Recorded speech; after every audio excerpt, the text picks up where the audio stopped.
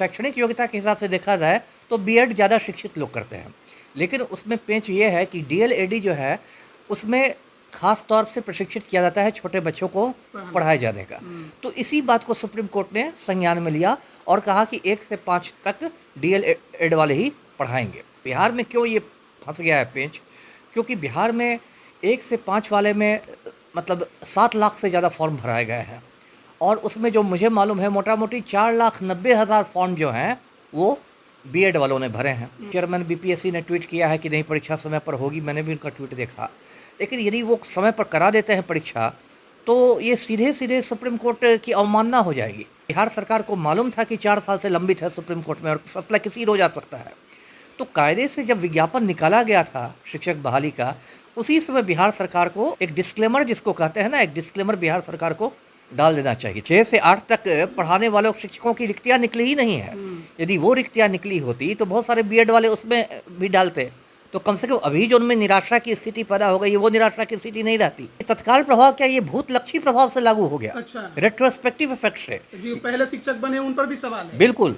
Supreme court का फैसले को आपको मानना ही मानना है। वो ना एनसीटीई का मोहताज है, ना वो बिहार सरकार का मोहताज है। एक बार यदि रिजल्ट बना देते हैं और उसमें बहुत सारे बीएड वालों को मतलब मेरिट लिस्ट में आप दिखा देते हैं, उसके बाद आप उनसे नौकरी लेते हैं, तब तो और ज़्यादा बवाल होगा। परीक्षा के पहले रोकना उनको ज़्यादा आसान है, बनिस्बत रिजल्ट में मेरिट लिस्ट में उनका नाम लाके उनको रोकना। नमस्कार, आप लाइव बिहार देख रहे हैं। मैं हूं राजमोहन तिवारी। राजस्थान के एक मामले पर सुप्रीम कोर्ट ने शिक्षक बहाली को लेकर एक बड़ा फैसला सुनाया। बीएड अभ्यर्थी अब 1ली से 5वीं तक के लिए शिक्षक नहीं बन पाएंगे और ऐसे में जो डीएलएड अभ्यर्थी हैं उनको ही योग्य माना जाएगा। इसको लेकर बिहार में जो वर्तमान में अभी शिक्षक बहाली की प्रक्रिया चल रही है उस पर काफ़ी ज़्यादा भ्रम की स्थिति है।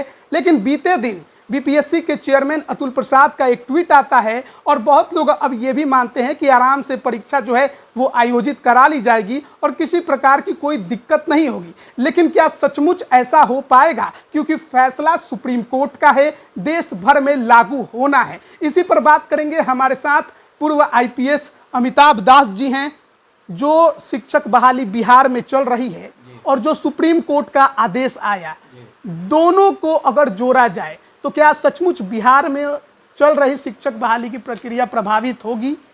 बिल्कुल प्रभावित होगी, बिल्कुल 200% प्रभावित होगी। अब देखिए, मैं स्पष्ट कर देता हूँ, ये जो परीक्षा की तिथि है वो 24, 25, 26 अगस्त है और सुप्रीम कोर्ट का ये फैसला कब आ गया? 11 अगस्त को ही, लगभग 12-13 दिन पहले आ गया। ये तो बिहार सरकार नहीं कह सकती है कि हमने परीक्षा ले ली तब आपका आदेश आया। आराम से आपको टाइम मिला है। अब मैं दर्शकों को बता दूं कि ये मामला क्या है, क्योंकि इसको बहुत रायता फैल गया है। खासकर सोशल मीडिया पर तो मैं देखता हूं कि इतना मतलब इसको लेकर भ्रम की स्थिति है, जितने मुँह उतनी बातें हैं।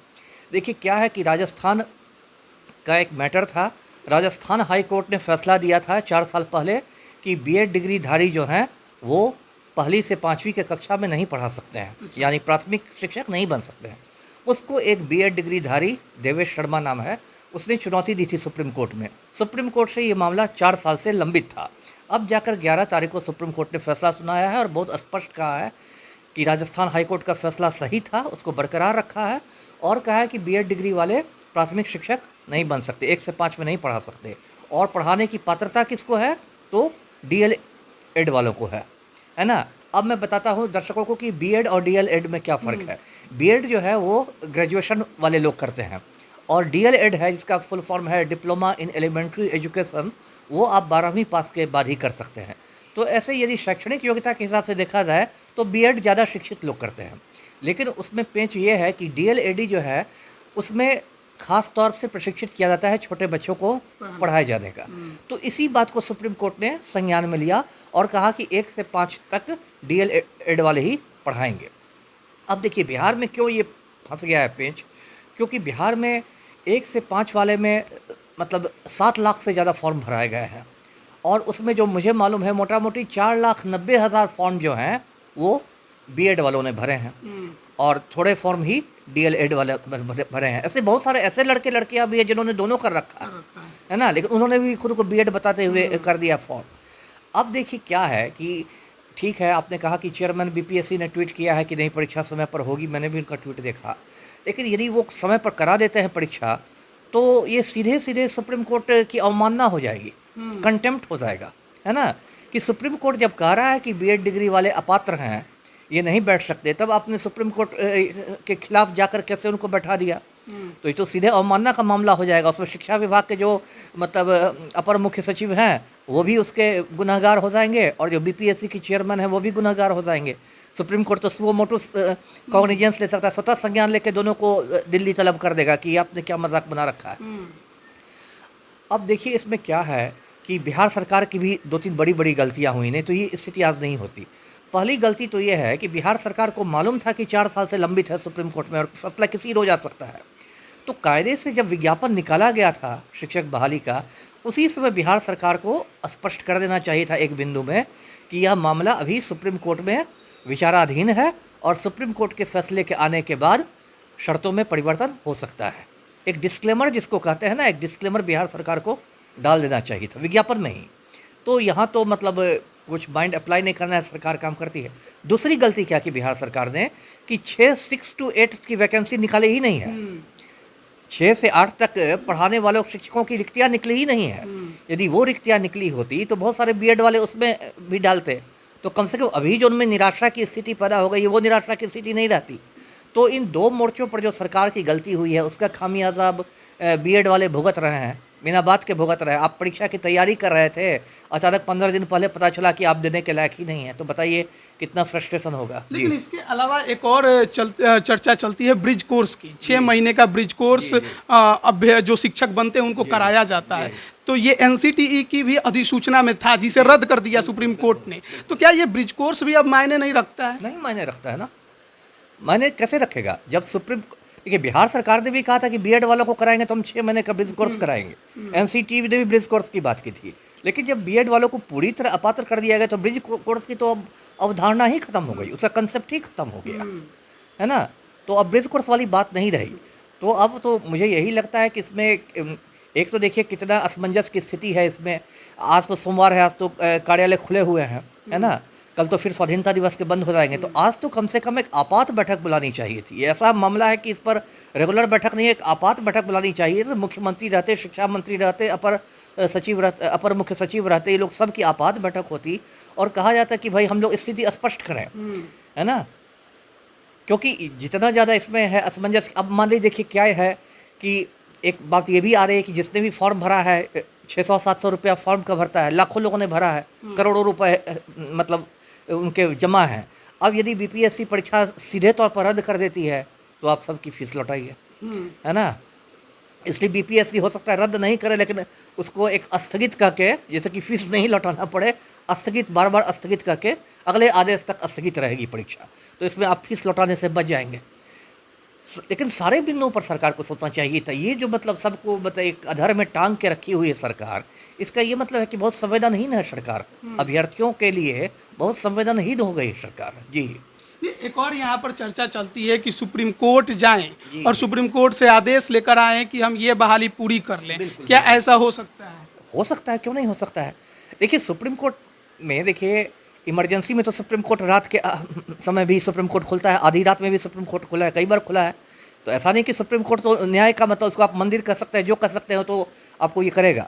और सरकार एक मतलब उसे फाइल कर सकती है सरकार सरकारी वकील के माध्यम से कि भाई ये स्थिति आ गई है, आपका फैसला जो है ठीक है हम लोग मानेंगे, लेकिन प्रोस्पेक्टिव इफेक्ट से कम इसको निकलने दीजिए, है ना। क्या ये सुप्रीम कोर्ट का आदेश तत्काल प्रभाव से लागू हो चुका है या अगली बहाली से लागू होगा? क्योंकि इसको लेकर भी संशय है। नहीं नहीं, तत्काल प्रभाव से ही लागू हुआ है। यहाँ तक कि अब तो कुछ लोग ये भी कह रहे हैं, और उसमें भी सही है, कि ये तत्काल प्रभाव क्या ये भूतलक्षी प्रभाव से लागू हो गया। अच्छा, रेट्रोस्पेक्टिव इफेक्ट से। जो पहले शिक्षक बने उन पर भी सवाल है। बिल्कुल, जो बीएड डिग्री धारी पहले 1 से 5 के शिक्षक बन गए, प्राथमिक शिक्षक बन गए हैं, उनकी भी नौकरी पर सवाल हो गया है। हो सकता है कल को कोई चला जाए कोर्ट में और इसको क्लैरिफाई करने के लिए, और कोर्ट क्लैरिफाई कर दे कि हाँ बीएड वाले अपात्र थे, तो यदि उनकी मतलब बहाली हो गई तो उनको भी हटाया जाए। तो अब तो भूतलक्षी प्रभाव की बात हो रही है, तत्काल प्रभाव तो खैर है ही है।